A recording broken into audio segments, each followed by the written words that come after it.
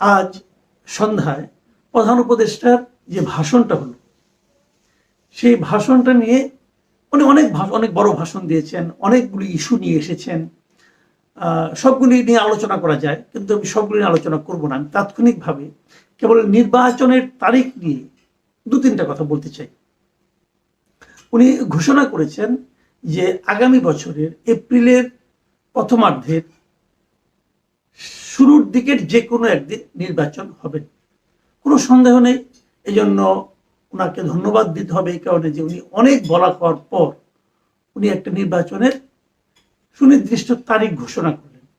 আগে তো একটা অনির্দিষ্ট অবস্থায় ছিল, মানুষ বুঝতে পারছিল না কবে নির্বাচন হবে। এই তারিখ দেওয়াটা আমি মনে করি একটা পজিটিভ দিক।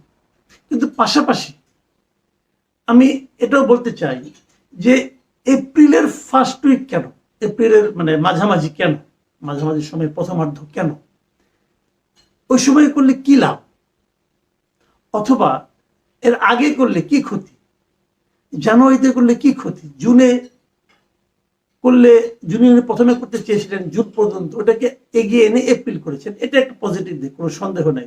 কিন্তু তার আগে কেন নয়? উনি বলেছিলেন, আগের থেকে বলেছিলেন যে ম্যাক্সিমাম রাজনৈতিক দলগুলো যা চাইবে, যেভাবে চাইবে উনি সেভাবেই নির্বাচনের কথা বলবেন। উনি যখন জাপান গেলেন, জাপান যে উনি বললেন যে মাত্র একটি মাত্র দল ডিসেম্বরে নির্বাচন চায়। তারপরে ঐক্যমত্য কমিশনে যখন যে সভাটা হলো, দ্বিতীয় পর্যায়ের সভা, সেখানে তার সঙ্গে প্রায় 28টা রাজনৈতিক দল দেখা করেছে, এবং এই 28টা দলের মধ্যে 25টা দলই বলেছে তারা ডিসেম্বর কিংবা তার আগে নির্বাচন চায়।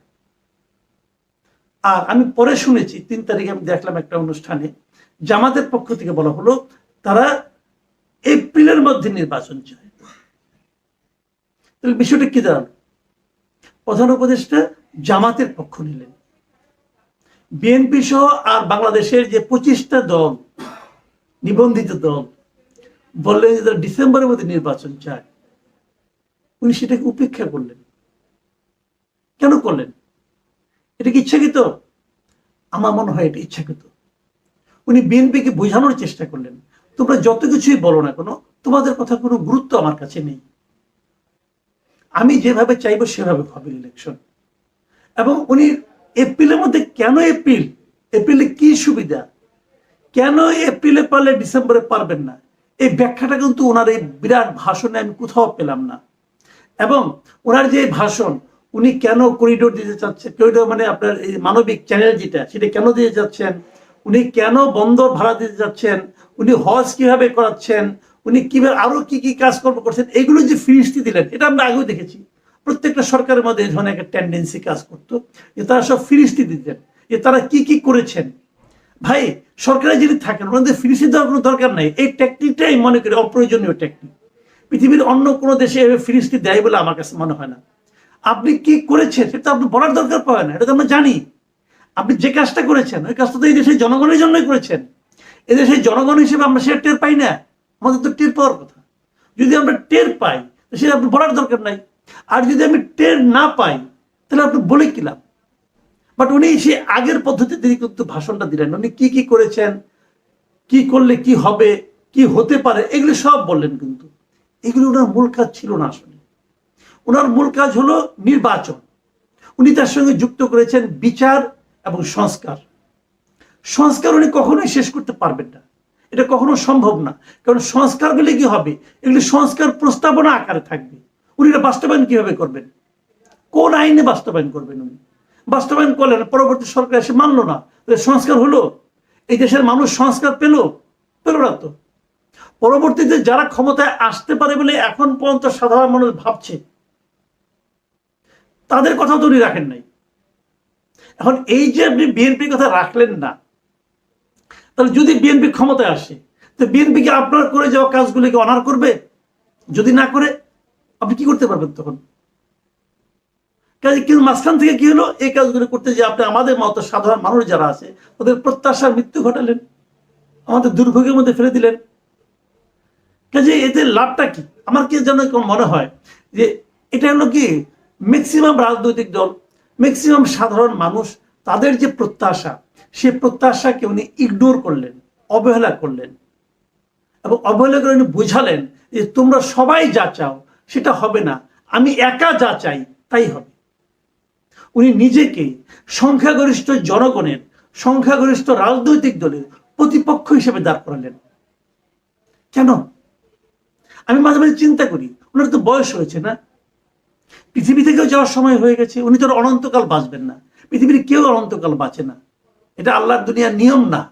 উনি যখন চলে যাবেন, উনি কি নিয়ে যাবেন?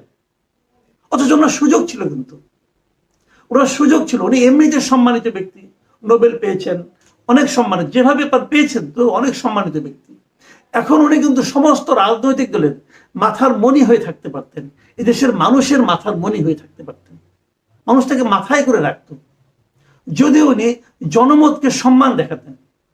এবং জনমতকে সম্মান দেখানোর সর্বশেষ সুযোগটাও উনি আজকে নষ্ট করলেন। এতদিন যা বলেছেন বলেছেন, উনি যদি বলতেন যে আমি ডিসেম্বরে নির্বাচন দেব, তাহলে সমস্ত দেশের মানুষ ওনাকে সম্মান করত এবং বলতো উনি যা করেছেন ভালো করেছেন। এবং আর ডিসেম্বরে আসতে 6 মাস বাকি আছে, এই 6 মাসে ওনার এই সংস্কার প্রস্তাবনাগুলি কি এক জায়গায় আনা যাবে না? আর এক গো ধরেছেন বিচার সম্পন্ন করবেন, আপনি বিচার সম্পন্ন করতে পারবেন? লুৎফুজ্জামান বাবু সাহেবের কথা মনে আছে, এই ভদ্রলোকের ফাঁসির আদেশ হয়েছিল আরো 13 বছর আগে, সেই ফাঁসিকে বাস্তবায়ন করা গেছে, কেউ করতে পারছে? পায়নি তো। এটাই স্বাভাবিক বিচারিক প্রক্রিয়া।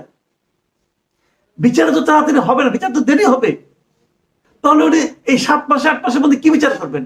সেই এরকম যে তৈরি করে বিচার করতে চান, সেটা কি আন্তর্জাতিক অঙ্গনে গ্রহণযোগ্য হবে? বিচারের নামে এই দেশে এখন কি চলছে এটাকে আমরা দেখছি না?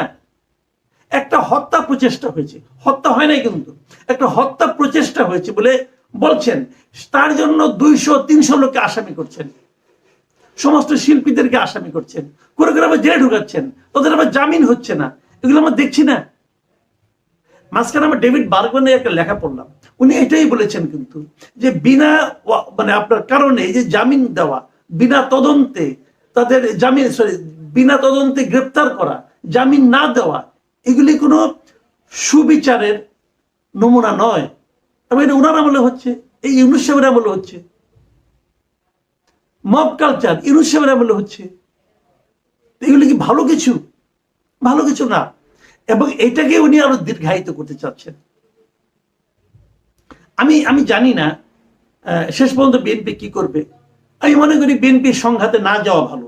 বিএনপি আজকে আলোচনায় বসেছে, হয়তো আমার এটা প্রচারিত হতে হতে বিএনপির সিদ্ধান্ত আমরা জেনে যাব, কি হবে আমি জানি না।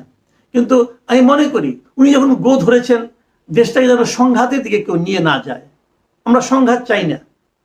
উনি যখন গো ধরেছেন, আমি মনে করি বিএনপি কি করবে আমি জানি না, তবে আমি মনে করি এটা নিয়ে সংঘাতের দিকে যাওয়া প্রয়োজন নাই। আর নির্বাচনটা হোক, শান্তিপূর্ণভাবে নির্বাচনটা হোক। আরেকটা কথা বলে শেষ করি, সেই নির্বাচন ডক্টর ইউনূসের অধীনে হয়। ডক্টর ইউনূস সাহেব এ পর্যন্ত যত কাজ করেছেন, সেই এনসিপির গঠন থেকে শুরু করে আজকে নির্বাচনের তারিখ ঘোষণা করা পর্যন্ত, উনি কিন্তু নিরপেক্ষতা বজায় রাখতে পারেননি। ম্যাক্সিমাম দলের কাছে ওনার গ্রহণযোগ্যতা আমি মনে করি সেই পর্যায়ের নাই। ওনাকে নিরপেক্ষ বলা যাবে না। আমরা কি নিরপেক্ষ সরকারের অধীনে নির্বাচন চাই।